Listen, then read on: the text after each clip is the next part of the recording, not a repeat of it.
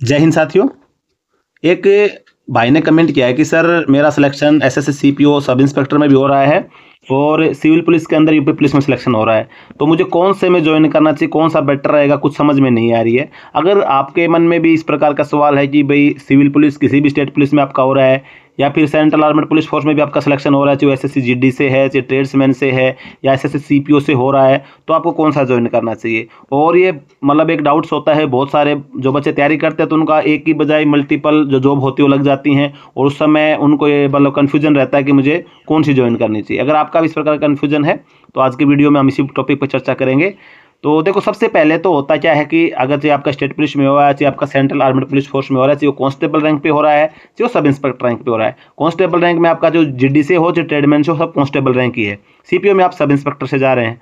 अब एक तो सपना होता है कि भी बहुत सारे बच्चे ऐसे होते हैं कि उनको स्टेट पुलिस से अच्छा सेंट्रल आर्मेड पुलिस फोर्स लगता है। उनका सपना होता है मुझे सीआईएसएफ पसंद है, मुझे बीएसएफ पसंद है, मुझे सीआरपीएफ पसंद है, मुझे इसमें जाना है, किसी को आर्मी पसंद है। दूसरा क्या होता है कि भाई एक आपने को जॉब चाहिए, कोई भी जॉब मिल जाए, चाहिए वो सीएपीएफ की मिल जाए, चाहिए आपकी कांस्टेबल पुलिस में मिल जाए। तो अगर मेरा मानना ये है, देखिए वैसे तो सबका अपना अपना पसंद होती है, लेकिन दूसरी बात ये होती है कि भाई अगर आपका सिलेक्शन कांस्टेबल रैंक पे सीएपीएफ में हो रहा है, चाहिए आपका बीएसएफ में, आईटीबीपी, एसएसबी, सीआरपीएफ किसी भी फोर्स में हो रहा है, और एक आपका उसके बदौलत आपका सीआरपीएफ की और बीएसएफ इनकी बजाय आपका सिविल पुलिस के अंदर कांस्टेबल पद पे हो रहा है, तो दोनों में कंपेयर अगर कराएंगे तो मेरा मानना है कि आपको स्टेट पुलिस ज्वाइन करनी चाहिए। क्योंकि देखो, आपको हो सकता है कि सैलरी जो है आपको सीएपीएफ के अंदर स्टेट पुलिस से ज़्यादा सैलरी मिलती है, इसमें कोई डाउट नहीं है। अगर आप बढ़िया मतलब रिस्क अलाउंस वाले एरिया में रहते हैं तो आपको अच्छी खासी सैलरी मिलेगी, चाहे कोई भी फोर्स में आप रहेंगे। स्टार्टिंग में अगर आप देखेंगे तो स्टेट पुलिस से डबल सैलरी तक भी आपको मिलती है। लेकिन दिक्कत क्या है ना कि आप सैलरी तो देख रहे हैं, लेकिन आपकी जो पर्सनल, आपकी जो फैमिली लाइफ है, आपका पर्सनल लाइफ है, आपका घर के नज़दीक ड्यूटी है, स्टेट पुलिस में आपको ये सभी बेनिफिट मिलते हैं। लेकिन सेंट्रल आर्मड पुलिस फोर्स के अंदर क्या है कि आप एक ऑल ओवर इंडिया के अंदर आपको कहीं भी पोस्टिंग किया जा सकता है। आप रहने वाले केरला के, आपकी पोस्टिंग कश्मीर है तो कश्मीर से कन्याकुमारी आपको छुट्टी आना जाना हर चीज़ की दिक्कत का सामना आपको करना पड़ेगा। मेरा एक एग्जांपल के लिए है, तो कांस्टेबल पे आपको हो रहा, तो मेरा तो मानना यही है कि बाकी अपनी अपनी पसंद है, पहले बोल चुका, आप अपनी चॉइस देख सकते हैं। बाकी अगर आपका कांस्टेबल में हो रहा तो आपको स्टेट पुलिस ज्वाइन करनी चाहिए। दूसरा टॉपिक आता है कि भाई सब इंस्पेक्टर में हो रहा है, तो उसको सबसे ज़्यादा डाउट होता है कि भाई आप सिविल पुलिस में जा रहे हैं तो कांस्टेबल रैंक है और सीएपीएफ में जा रहे हैं तो सब इंस्पेक्टर रैंक है।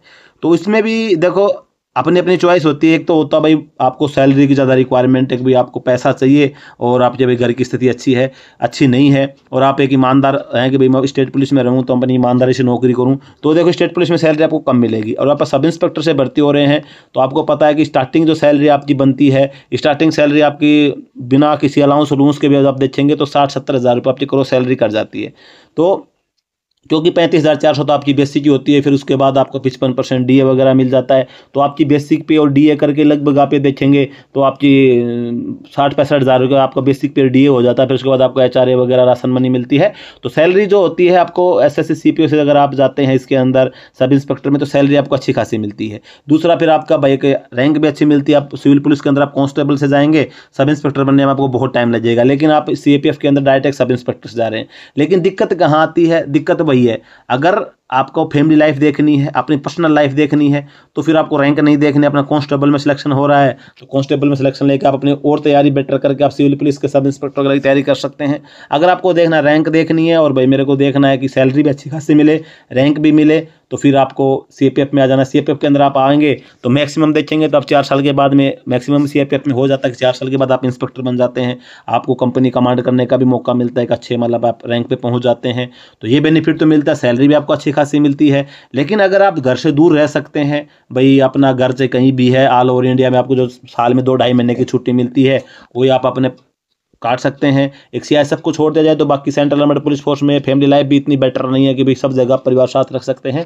परिवार साथ रखने के लिए सीएपीएफ में आपका क्या है कि आपका डिपेंड करेगा पोस्टिंग पैलेस पे कि भाई आपकी पोस्टिंग किस पैलेस में, उसी हिसाब से आप परिवार को साथ रख पाएंगे। बाकी सिविल पुलिस के अंदर क्या है कि आपकी कहीं भी पोस्टिंग रहेगी, अपनी स्टेट में पुलिस जिस स्टेट में आप भर्ती हो उसी स्टेट में पोस्टिंग रहती है, तो उस स्टेट में आप कहीं भी अपने परिवार को साथ रख पाएंगे। और दूसरा क्या है कि आपको उसी स्टेट के अंदर लगभग आपकी पूरी जो सर्विस है उसी के अंदर आपकी हो जाती है। अपने घर के नज़दीक भी हो सकती है पोस्टिंग, तो उसमें आपको बेनिफिट ये रहता है कि आप अपने घर से अप डाउन भी कर सकते हैं, परिवार को भी साथ रख सकते हैं। और बाकी सेंट्रल आर्मड पुलिस फोर्स में क्या है कि कहीं आपकी पोस्टिंग आ गया, आप अपने परिवार को साथ रख रहे हैं, तो 3 साल बाद आपका ट्रांसफर आ जाएगा। फिर आपका अगर बढ़िया जगह आ गया तो ठीक है, अगर हार्ड एरिया में आ गया तो फिर आपको परिवार छोड़ना पड़ेगा। तो फैमिली लाइफ तो आपकी देखो बिल्कुल नहीं रहने वाली है इतनी अच्छी। CISF के अंदर बाकी फोर्सेज की तुलना में फैमिली लाइफ थोड़ी आपकी ठीक रहती है, तो उसमें आपको छुट्टियां कम मिलेंगी। आपको EL जो है 1 महीना ही मिलेगी, बाकी फोर्सेज में 2 महीना EL मिलती हैं। तो ये आपको चुनना है कि भाई आपकी खुद की पर्सनल इश्यूज़ क्या है आपके, भाई आपको पैसे की ज़्यादा प्रॉब्लम है या आपको फैमिली लाइफ ज़्यादा चाहिए। जो भी आपके इश्यू हैं तो आपको सेंट्रल आर्मड पुलिस फोर्स में चाहे आप सब इंस्पेक्टर से जाएँ चाहे आप कांस्टेबल से जाएँ, और जो आपकी फैमिली लाइफ है वो थोड़ा इफेक्ट पड़ेगा उस पर। स्टेट पुलिस में अगर आपका हो रहा है तो उस पर आपका फैमिली लाइफ पे ज़्यादा इफेक्ट नहीं पड़ता है। आप एक दिन की छुट्टी भी आ जाते हैं, संडे की छुट्टी या वीकली ऑफ मिला उसमें भी घर आ गए।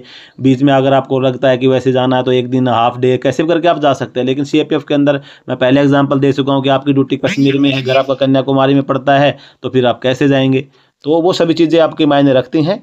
बाकी आप अपना फैसला खुद चुन सकते हैं। मेरा मानना यह है कि आपको अगर स्टेट पुलिस अगर आप ज्वाइन कर सकते हैं तो स्टेट पुलिस आपके लिए बेटर रहेगी। बाकी अपना अपना सपना होता है जाने का, कौन सा होगा। आज के वीडियो में बस यही जानकारी थी। जानकारी अच्छी लगी वीडियो को लाइक करना, चैनल पे पहली बार सब्सक्राइब जरूर कर लेना। जय